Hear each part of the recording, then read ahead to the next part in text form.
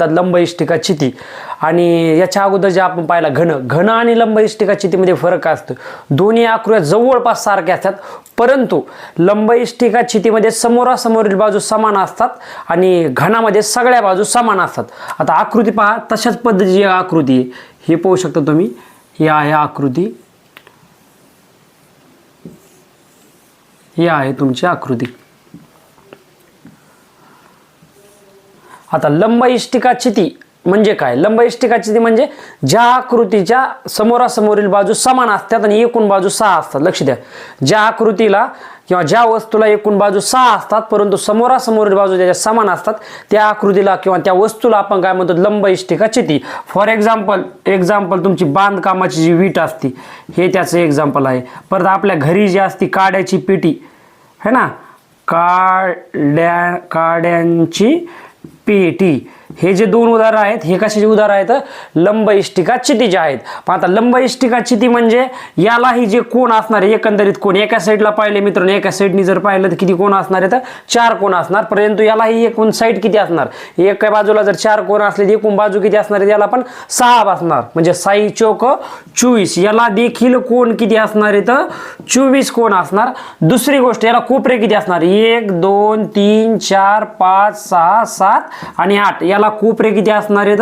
कोपरे याला असणार आहेत 8। आणि याचा कोण कसा असणार? त्याला लंब इष्टिकेचे एकूण कोण आपण पाहिलेत, एका बाजून 4 कोण म्हणजेच 6 बाजूचे 6 चौक 24 कोण। पण प्रत्येक कोण कसा असणार? तर नीट आकृतीकडे लक्ष दिलं तर इथला जो कोण आहे काटकोन आहे, इथे कोण काटकोन आहे, हा कोण काटकोन आहे, हा काटकोन आहे।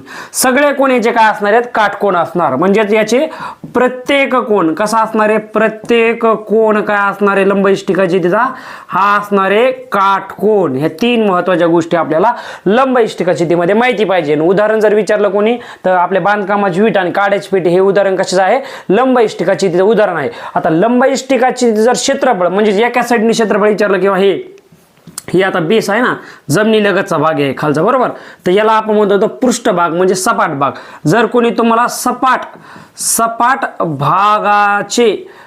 सपाट भागाचं क्षेत्रफळ विचारलं, कशाचं? लंब इष्टिका चितीच्या सपाट भागाचं क्षेत्रफळ। सपाट भाग जर पाहिला मित्रांनो, यामध्ये सपाट भागामध्ये उंची गृहीत धरली जात नाही, ही अशी असते तुमची रुंदी आणि ही असते तुमची लांबी। म्हणजे सपाट भागाला जर पाहिलं तर ती आकृती कशी दिसते? आयताकार आकृती दिसते।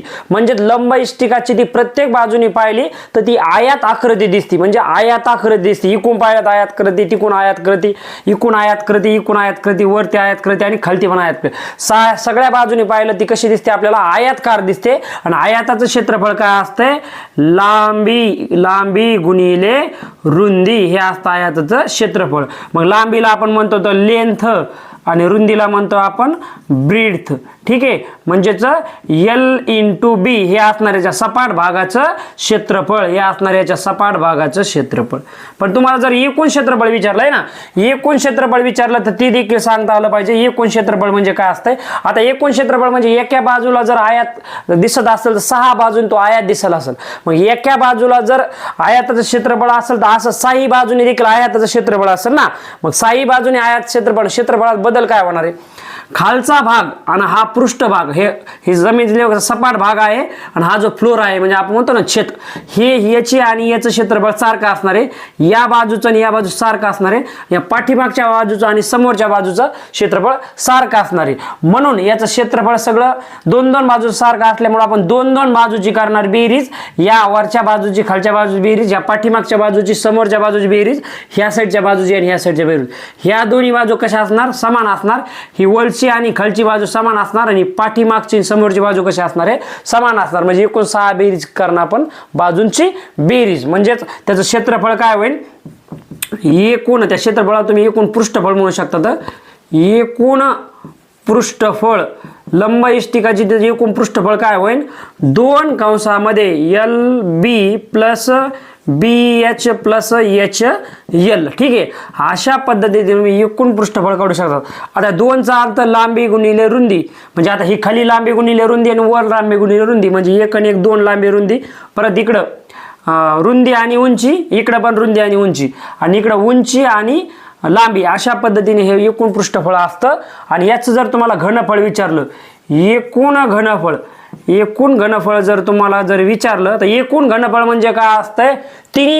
तिन्ही बाजूचा गुणाकार करावा लागतो. म्हणजे त्याचा उंची, लांबी आणि रुंदी याचा गुणाकार केल्याच्या नंतर जे आपल्याला उत्तर मिळतं ते असतं आपलं एकूण घनफळ. म्हणजे आपण असं करणार, लांबी गुणिले रुंदी गुणिले उंची, म्हणजे हे असणार तुमच्या लंब इष्टिकाची तिचे एकूण घनफळ. म्हणजेच असं लिहू शकतो आपण, एकूण घनफळ बरोबर L इंटू बी इंटू एच. कारण एचचा अर्थ काय होतो तुमचा, इथे सॉरी एच उंची, एचचा अर्थ होतो तुमचा उंची म्हणजे हाईट, आणि ब्रीडचा अर्थ होतो रुंदी, आणि एल लांबीचा अर्थ होतो लेंथ.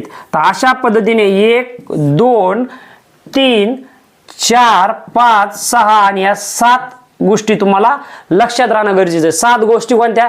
पहिली म्हणजे ही वस्तू तिन्ही बाजूने पाहिली तर त्याच्या समोरासमोर बाजू कशा दिसतात, समान दिसतात, पहिली गोष्ट.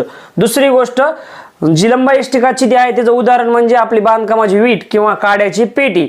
तिसरी गोष्ट म्हणजे मित्रांनो लक्षात ठेवायची, म्हणजे जी लंब इष्टिकाची ती असते त्याला प्रत्येक कोण काय असतो, त्याचा काटकोन असतो. चौथी बाजू एकूण कोण किती असतात, तर 24 असतात.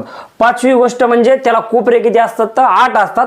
सहावी गोष्ट म्हणजे त्याच्या सपाट भागाचं पृष्ठबळ काय असतं, लांबी गुणिले रुंदी. आणि सातवी गोष्ट म्हणजे त्याचे एकूण पृष्ठबळ म्हणजे काय आहे, 2 कंसात लांबी गुणिले रुंदी अधिक रुंदी गुणिले